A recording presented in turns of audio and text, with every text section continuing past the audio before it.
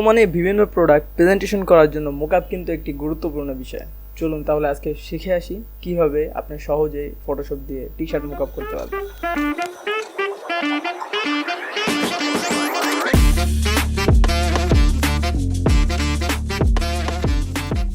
তো ফার্স্টে আমরা ফাইলে যাব, ফাইল থেকে নিউ, এখানে আমরা স্কোয়ার শেপের জন্য একটা ক্যানভাস সাইজ নিয়ে নিব। আমি এখানে 2400x2400 নিতেছি, আপনি যে কোনো সাইজ নিতে পারেন, ডাজন্ট ম্যাটার। তো এখান থেকে আমরা ক্রিয়েট বাটনে ক্লিক করব। এই টি শার্টটা আমি ওইখানে ড্র্যাগ অ্যান্ড ড্রপ করতেছি। এই টি শার্টটার ডাউনলোড লিঙ্ক আমি ডেসক্রিপশনে দিয়ে রাখবো। এই লিঙ্ক থেকে এটা পিএনজি মানে ব্যাকগ্রাউন্ড ছাড়া যে ইমেজটা এটা পেয়ে যাবেন। তো এখান থেকে আপনারা এটা ডাউনলোড করে নিন। এটা আমি অ্যাডজাস্ট করে নিচ্ছি।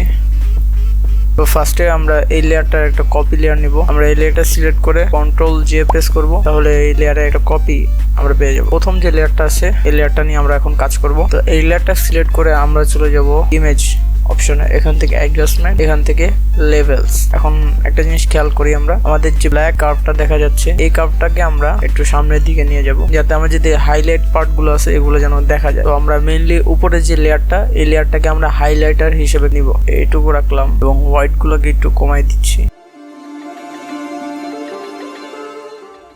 তো আপনার প্রয়োজন অনুযায়ী আপনি এটাকে কম বেশি করতে পারবেন। এখান থেকে আমি ওকেতে প্রেস করছি, দেন আবার এই লেয়ারটাকে সিলেক্ট করব, এখান থেকে ইমেজে যাব, অ্যাডজাস্টমেন্ট এবং ব্রাইটনেস অ্যান্ড কন্ট্রাস্ট এই অপশনে ক্লিক করব। এখান থেকে আমাদের মেইন ফোকাস হবে যে আমাদের যে হোয়াইট পার্টটা আছে এটা যেন আমাদের ফোকাসে থাকে। এই জন্য ব্রাইটনেস আপনি বাড়াতে পারেন, কমাতে পারেন।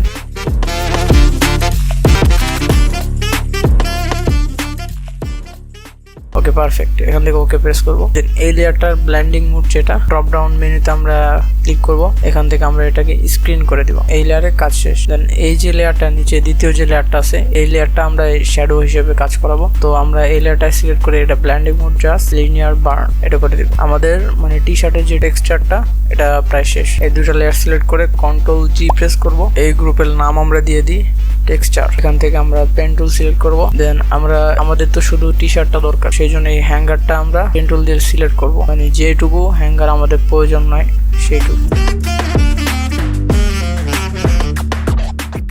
শুধু এইটুকু আমরা সিলেক্ট করব, কারণ হ্যাঙ্গারটা টি শার্টের ভিতরে এসে পড়েছে। এই জন্য রাফলি একটা সিলেকশন করবেন। এখন রাইট ক্লিক করে এখান থেকে আমরা মেক সিলেকশন এইটা প্রেস করব।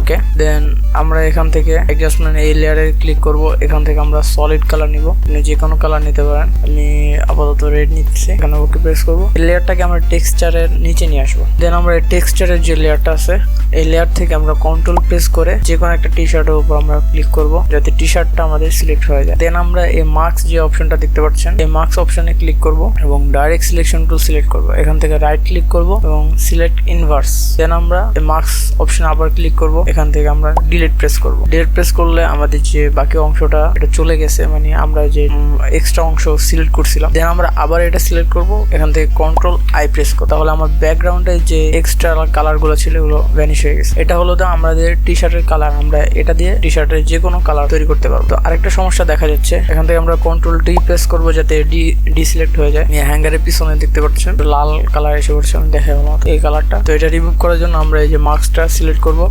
দেন বি প্রেস করব বা ব্রাশ টুল, আমাদের যে ব্রাশ টুলটা আছে এটা আমরা সিলেক্ট করব। এখানে খেয়াল রাখবেন আপনার যেন কালো আর সাদাটা সিলেক্ট করা থাকে, যদি না থাকে তাহলে Ctrl+D প্রেস করলে এটা কালো আর সাদা হয়ে যাবে এবং এক্স প্রেস করলে এটা সুইচ হইতে থাকে। এক্স প্রেস করবেন তাহলে সুইচ হতে থাকবে। তো কালো কালারটা আমরা সিলেক্ট করব, সিলেক্ট করে এটা আমরা মুছে দিব। খেয়াল করবেন টি শার্ট যেন না মুছে যায়।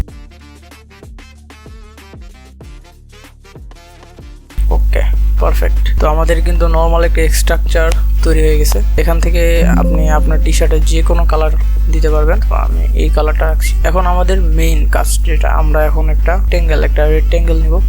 এখান থেকে টি শার্টের সাইজ অনুযায়ী ওকে, এটার কালার আপনি যে কোনো কালার রাখতে পারেন। ব্লু রাখতেছি, একবারে ব্লু।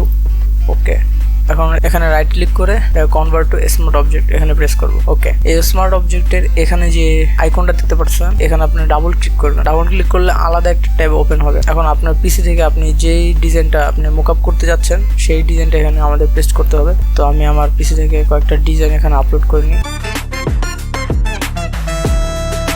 তো আপনি আপনার ডিজাইনটাকে প্রয়োজন অনুযায়ী রিসাইজ করে নেবেন। তো আমি যেহেতু ডিজাইনটা একবার মিডলে বসাতে চাচ্ছি, এখানে নিলাম। এখান থেকে যেহেতু এই রেক্ট্যাঙ্গেলটা শুধু আমাদের মোকআপের জন্য, মানে ডিজাইন প্লেস করার জন্য, সেই জন্য এটাকে এখান থেকে অফ করে দেব এবং এখান থেকে কন্ট্রোল এস প্রেস করতে হবে। যদি আপনি কন্ট্রোল এস প্রেস না করেন তাহলে কিন্তু ডিজাইনটা এখানে শো হবে না। তো আমরা আবার আমাদের আগের ক্যানভাসে ফিরে যাব। তো দেখতে পাচ্ছেন এটা এখানে ডিজাইনটা প্লেস হয়ে গেছে সুন্দর মতো। এখন এটাকে আরেকটু বড় করতে হবে, এই জন্য আমরা আবার গেলাম। ওকে, প্লেস করা শেষ। এখন কন্ট্রোল এস প্রেস করব। এই দেখেন ডিজাইনটা একটু বড় হয়ে গেছে। আমরা এটার জায়গায় অন্য একটা ডিজাইন যদি দিতে চাই তাহলে ধরেন এটা দিলাম। ওকে, এই ডিজাইনটা কিন্তু অফ করতে হবে, নয়তো এটা কিন্তু ওখানে শো হবে। সো এখান থেকে আবার কন্ট্রোল এস। তো দেখতে পাচ্ছেন আমাদের ডিজাইনটা প্লেস হয়ে গেছে।